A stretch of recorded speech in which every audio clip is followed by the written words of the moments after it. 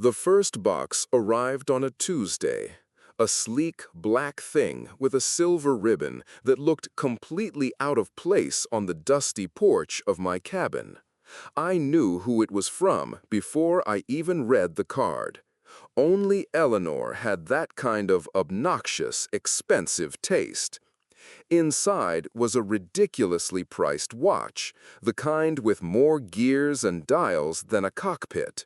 The card just said, "Thinking of you." I dropped the whole thing in the trash, box and all.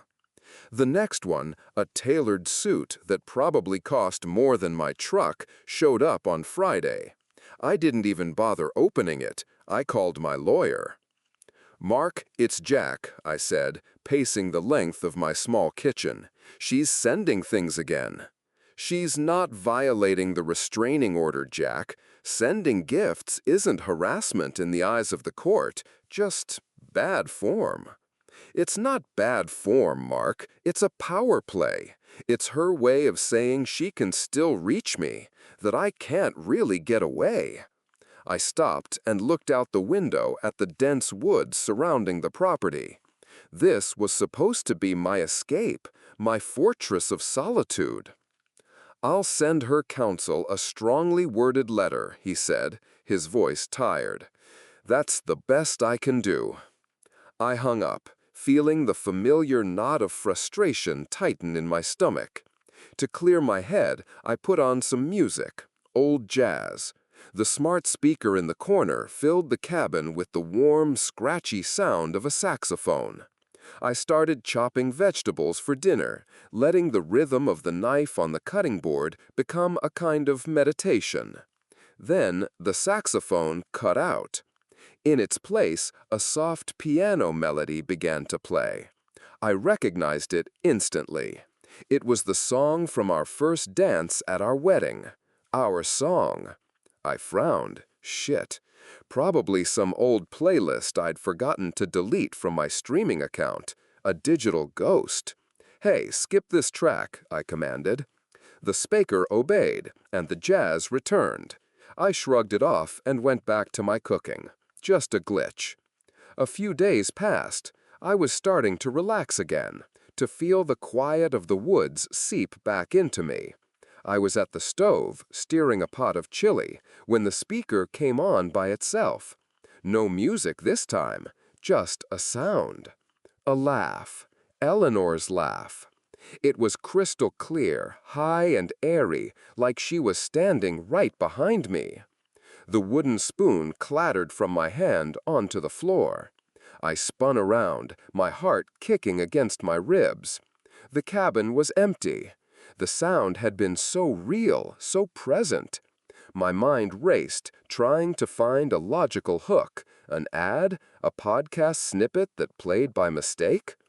I walked over to the speaker, my boots heavy on the wooden floorboards. I yanked the plug from the wall with more force than necessary. The small indicator light died. "There," I muttered to the empty room. "That's that." That night, the quiet felt different. It wasn't peaceful anymore. Every creak of the old cabin sounded like a footstep. Every gust of wind rattling the windows made the hair on my arms stand up. I tried to read, but I couldn't focus. I decided to call it a night, but as I walked past my small office, I heard it again. Faint, almost a whisper. The piano melody of our song. A coldness slicked its way up my spine. It was coming from the office. I pushed the door open. The room was dark, except for the moonlight filtering through the window. The sound was coming from my laptop, which was sitting on the desk, closed, unplugged. Its battery had been dead for a week. I told myself I was imagining it, stress. The whole thing with the gifts had me on edge. I stepped closer. The music was undeniable. Soft, tinny, but there. It was coming from the dead machine. My hand trembled as I reached out and lifted the screen. The music stopped. The screen was black, lifeless. I stared at it, my own reflection a pale, distorted shape on the dark surface.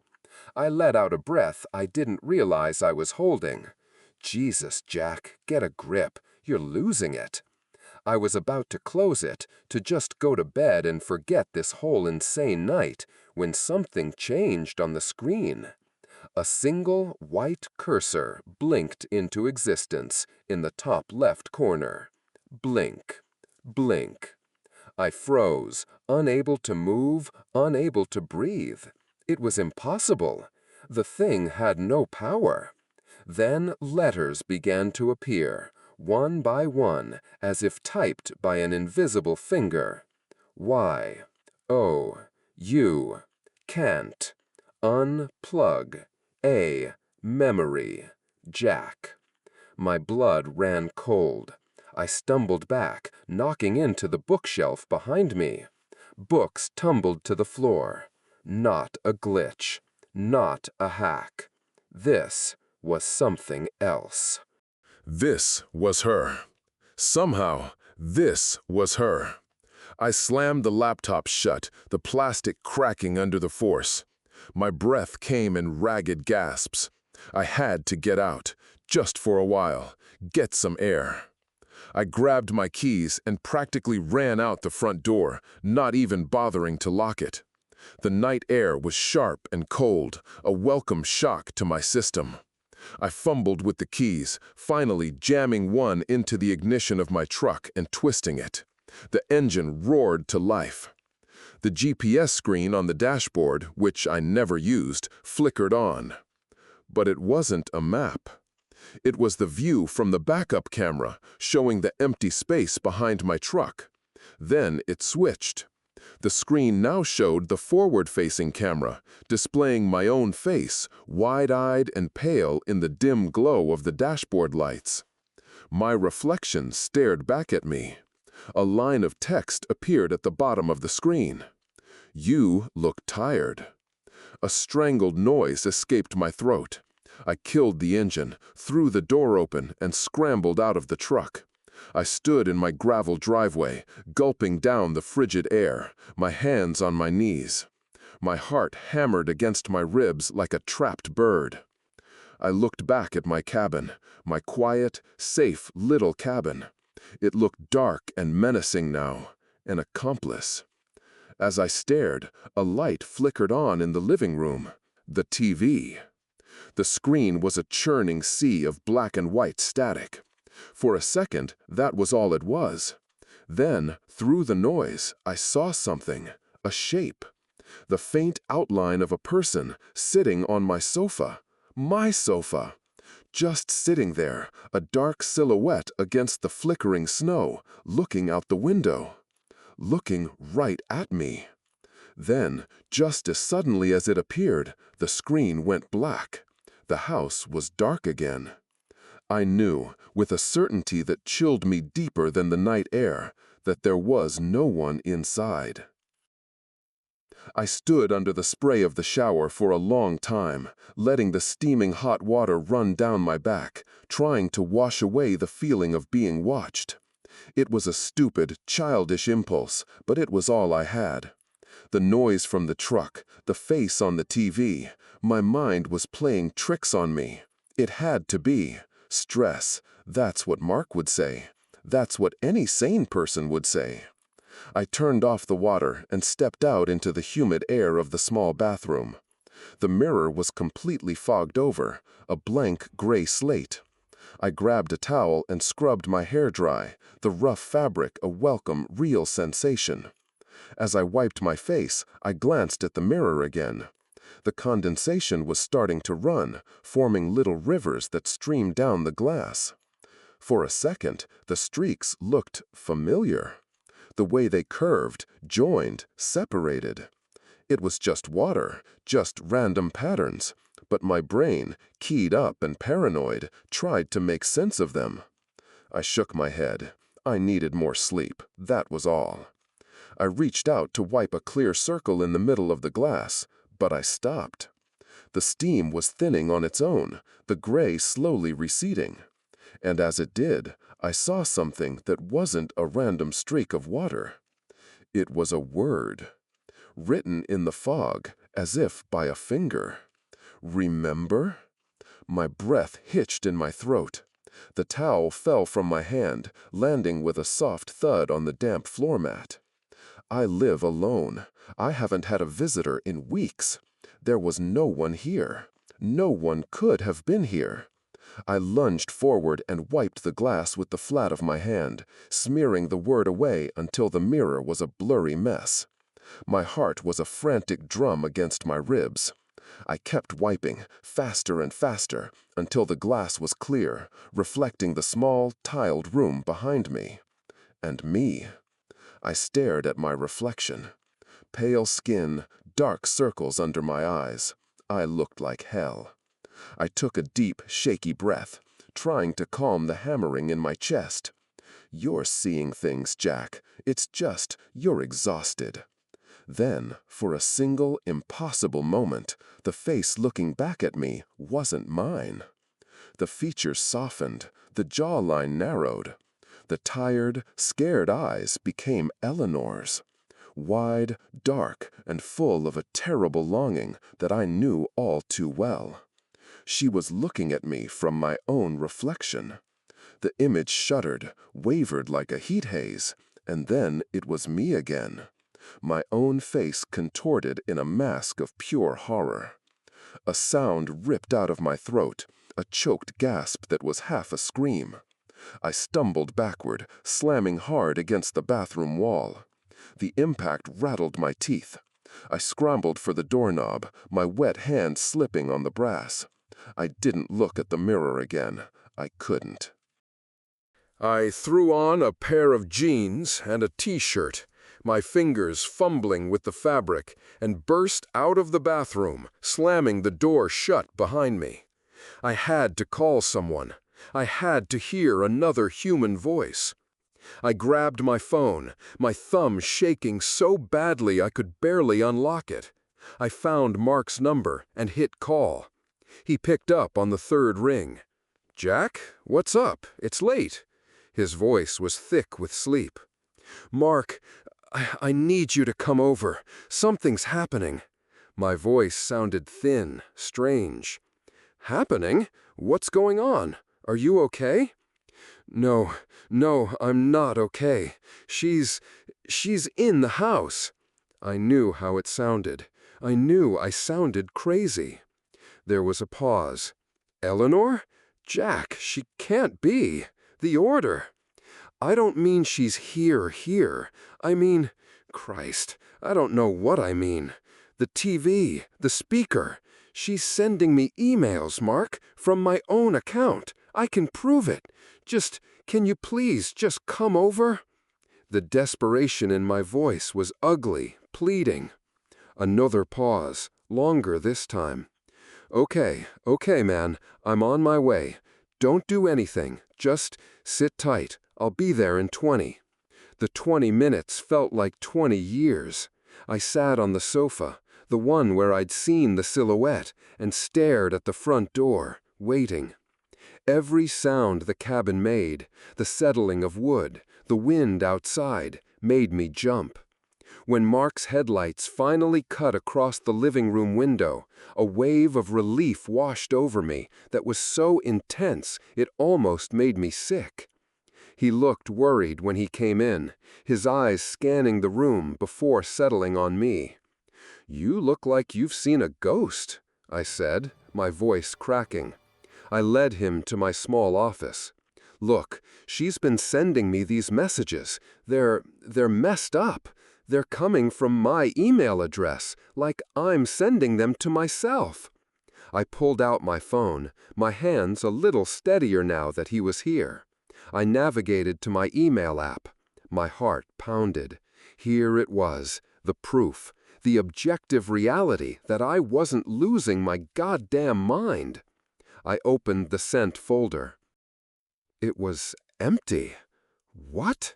The word came out as a whisper. I tapped the screen again. Refresh. I pulled down, forcing it to sync. Nothing. Not a single email. They were all gone. "Jack?" Mark said softly. "No, no, they were here," I insisted, my voice rising. "I swear to God, Mark, they were right here. One of them, it just said, 'I miss our bed.' They were here 5 minutes ago." I shoved the phone at him, as if he could somehow see the ghosts of the deleted data. He took it and scrolled through the empty folder. He handed it back to me gently. The look on his face was one I'd never wanted to see from him. It wasn't disbelief. It was pity. "Jack," he said, his voice low and careful, "you've been under a lot of pressure. The divorce was brutal. Maybe you just need to talk to someone, professionally." The floor dropped out from under me. He didn't believe me. He thought I was cracking up.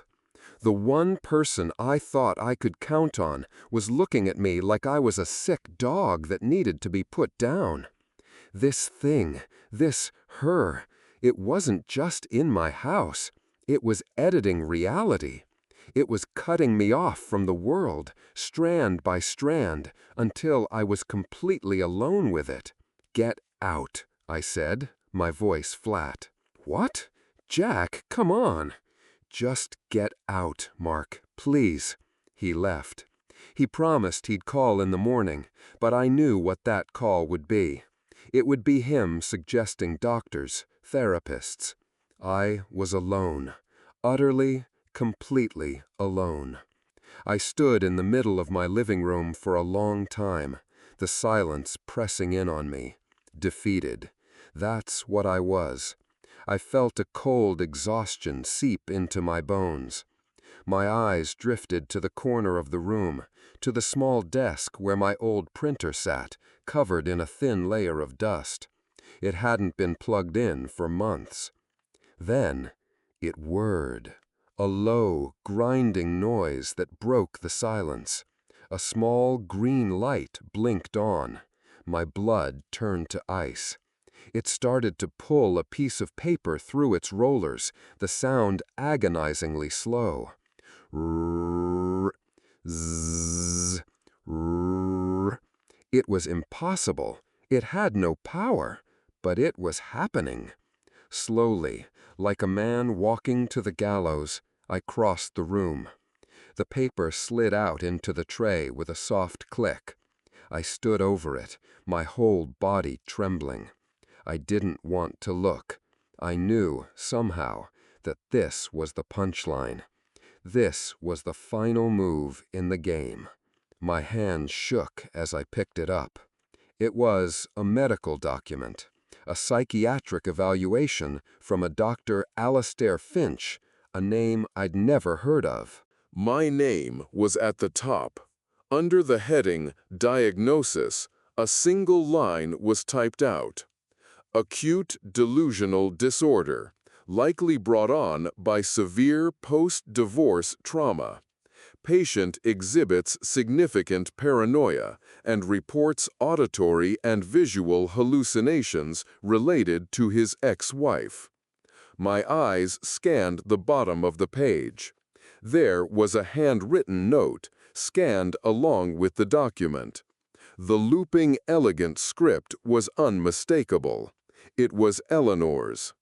"He needs help. I'm so worried. Love, E." Something inside me snapped. A wire pulled too tight for too long finally broke. It wasn't just fear anymore. It was rage. A hot, white, blinding rage. She wasn't just haunting me.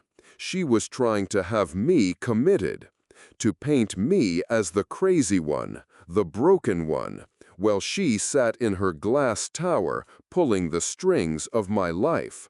"No," I growled to the empty room, "no more." I went to the hall closet and pulled out the old wooden baseball bat I kept in there. The weight of it in my hands felt good, solid, real. I walked back into the living room and faced the television. The black, reflective screen stared back at me like a dead eye.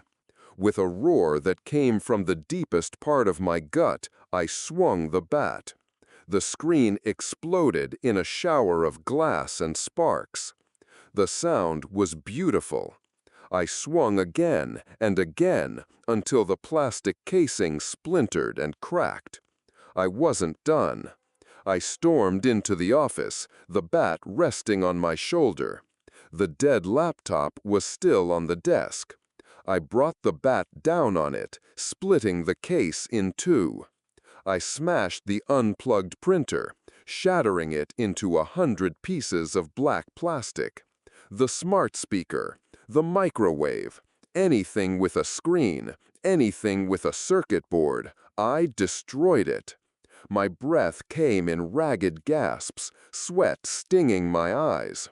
I was a whirlwind of destruction, a final, desperate attempt to sever the connection, to smash the channels she was using to get into my head. Finally, I stood in the wreckage of my own home, chest heaving, the bat hanging loosely from my hand. It was done. It was quiet. The only light came from the moon outside the windows. I had destroyed everything. Every screen was shattered. Every wire was torn. A sense of calm, of finality, washed over me. I had cut her off. I dropped the bat and sank to the floor amidst the debris, utterly spent. The silence was absolute. No hum of electronics, no phantom music, nothing. Just the sound of my own breathing. As the night deepened, the house grew dark and still. That's when I heard it. A whisper. It didn't come from a speaker. It didn't come from a phone. It came from all around me, from the very air, from the wooden walls of the cabin itself. It was her voice, soft and clear. There, it said, now there's nothing to get between us. I don't know how long I sat there on the floor, surrounded by the guts of my life. An hour? Maybe 2? The moonlight shifted through the window, painting long, pale rectangles on the floorboards. I didn't move. My muscles ached from the rampage, from the adrenaline crash. The silence in the cabin was thick, a heavy blanket pressed over my ears. It was the silence I'd wanted, the silence I'd fought for. I had won. I'd cut her off. I finally pushed myself up, my knees cracking. My world was now limited to what I could see by the moon and the few candles I'd lit. I was an island. No phone, no internet, no TV. Just wood, glass, and the night. For the first time in days, a sliver of something that wasn't fear worked its way into my chest. It felt like peace. I shuffled to the kitchen, my bare feet crunching on bits of plastic I'd missed. I opened a can of cold beans and ate them straight from the can with a fork. It tasted like metal and victory. I was going to live like this now, a hermit, a ghost in my own house. But I would be free. As I sat at the small wooden table, watching the candle flame dance, I started to notice the shadows. You'd think in a room with one flickering light, the shadows would be simple. They'd stretch and shrink with the flame, but these weren't doing that.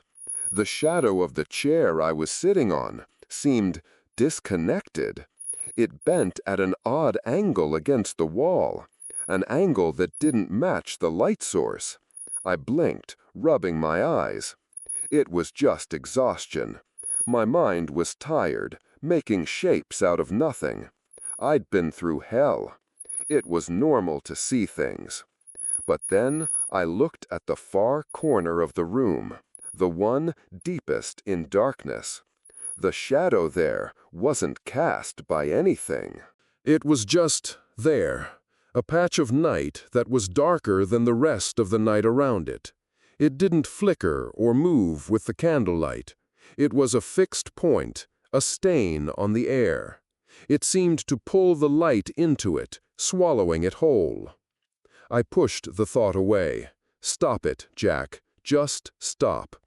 I finished the beans, rinsed the can in the sink, and decided to just go to bed. Sleep was what I needed. Deep, dreamless sleep. I blew out the candle on the table, plunging the main room into near blackness, and carried a smaller candle with me toward the bedroom. That's when I heard it. Creak.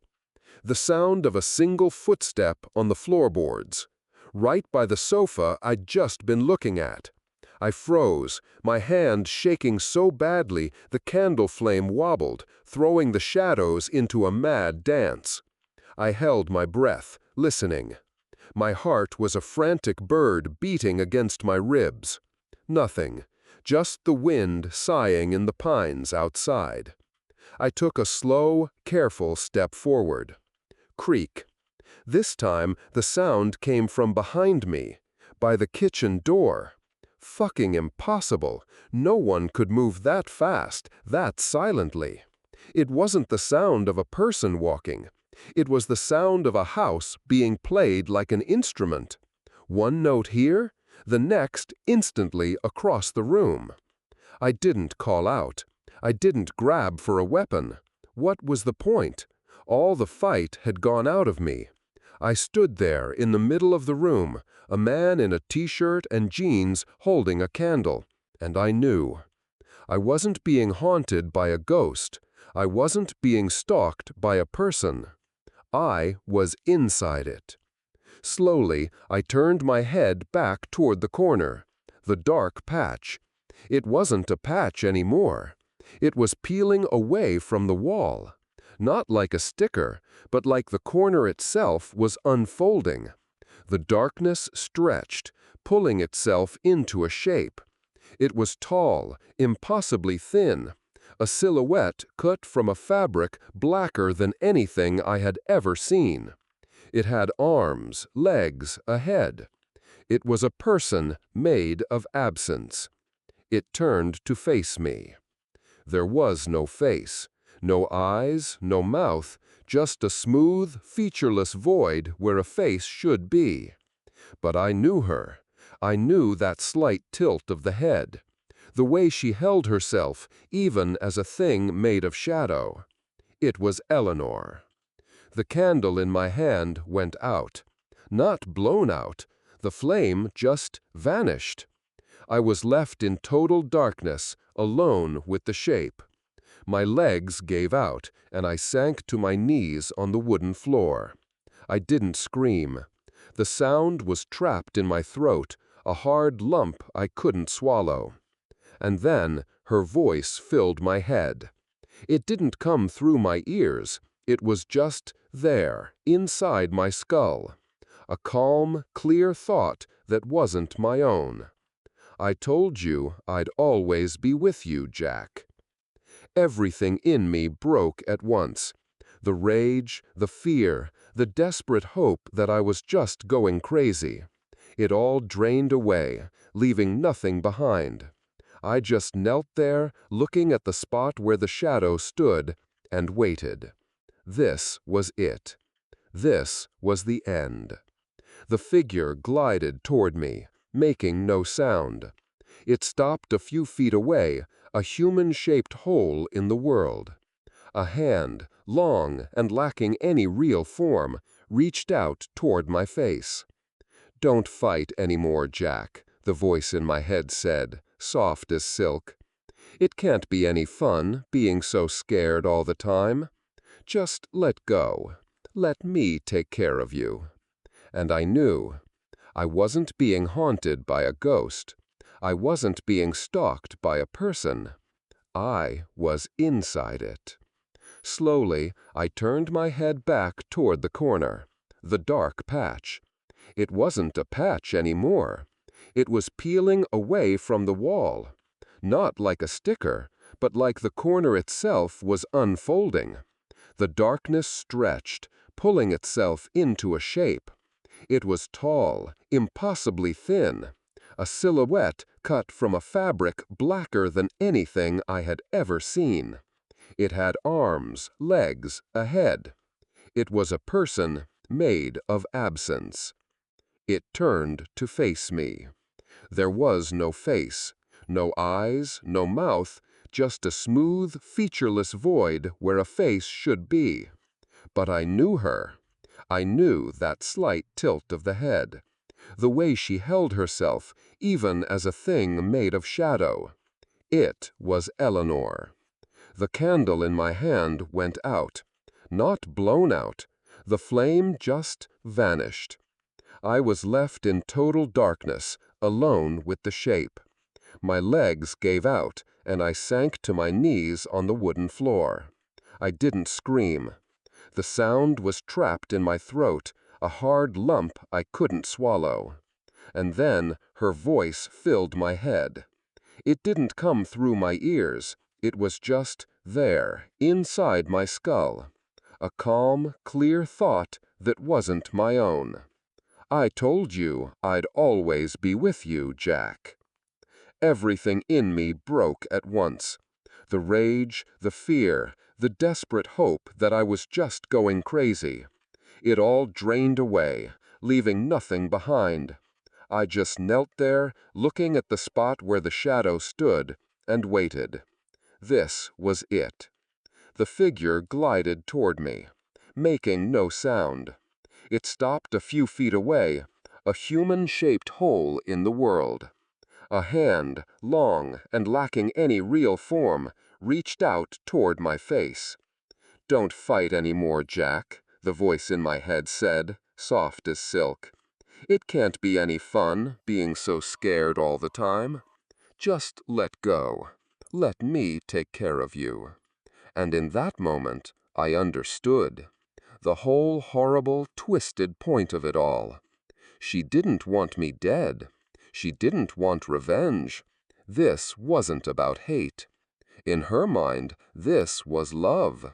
She wanted a trophy, a doll in a dollhouse she could arrange and look at. My struggle, my terror, that was just the thrill of the chase. Now that she'd cornered me, she wanted the prize.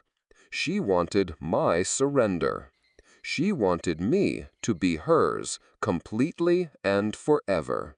A possession. My body slumped forward. I didn't have the strength to hold myself up anymore. This was a game I could never win. You can't fight a concept. You can't smash an idea with a baseball bat. I had tried to cut the signal, but I'd forgotten one thing. I was the receiver. Months later, Mark drove up to a glass tower that scraped the sky. The address had come in an email from Eleanor's personal assistant. An invitation. It said Jack was doing much better and would love to see an old friend. Mark had been worried sick, calling my dead phone for weeks, even driving out to the cabin to find it empty, trashed, but with no sign of me. The police had been useless. Now, this. He felt a cautious sense of relief as he rode the silent elevator up to the penthouse. The door opened right into the living room. The place was enormous, all white marble, and floor-to-ceiling windows showing a panoramic view of the city. And there, on a sleek white sofa, I sat. Next to me was Eleanor. She looked radiant. I looked okay. I was wearing an expensive-looking sweater. My hair was cut. I wasn't gaunt anymore. We looked like a normal couple. "Mark," Eleanor said, standing up with a brilliant smile. "So good of you to come." I turned my head and smiled too. A perfect, friendly smile. "Mark, good to see you." Mark let out a breath he didn't know he'd been holding. "Jack, my God, man, you look great. I was so worried." "Never been better," I said. My voice was even, calm. He came over, sat in an armchair opposite us. He kept looking at me, searching my face. "So, what happened? You just disappeared." Eleanor answered for me, placing a hand on my knee. It was a difficult time. Jack just needed a reset, away from all the stress of his old life. He's much happier here. "I can see that," Mark said, though a flicker of doubt crossed his face. He was looking at my eyes. Behind us, covering most of the wall, was a massive digital screen. It wasn't a TV. It displayed slow, beautiful, shifting patterns of light and color, like a living abstract painting. It was mesmerizing. Mark gestured to it. "What is that? Some kind of fancy screensaver?" Eleanor's smile widened. "Oh, that? It's a piece of generative art. It translates brainwaves into visuals. A new acquisition from the company's R&D department. Jack just loves it." She squeezed my knee. "Don't you, darling?" I nodded, my perfect smile never wavering. "It's very soothing." Mark stared at me, then at the screen. He forced a laugh. "Wow, so that's what your brain looks like, Jack. Pretty calm." He tried to keep the conversation going, asking about my plans, about what I did all day. I gave simple, pleasant answers. Eleanor did most of the talking. Through it all, I just sat there, smiling. Mark noticed I hadn't blinked, not once. Finally, he couldn't take it anymore. He leaned forward, his voice low. "That's great, Jack. Really. So, what have you been thinking about lately?" Eleanor's hand moved from my knee up to my hair, stroking it gently, as if I were a prize cat. She looked at Mark, her eyes gleaming with a kind of triumphant pity. "Oh, he thinks about all sorts of things," she said. She glanced over her shoulder at the massive screen on the wall. The beautiful, slow patterns were gone. In their place, silent, violent storms of color erupted. Jagged streaks of black and red, chaotic bursts of static, swirling vortexes of light, a frantic, desperate, noiseless riot. He just doesn't need to say them anymore.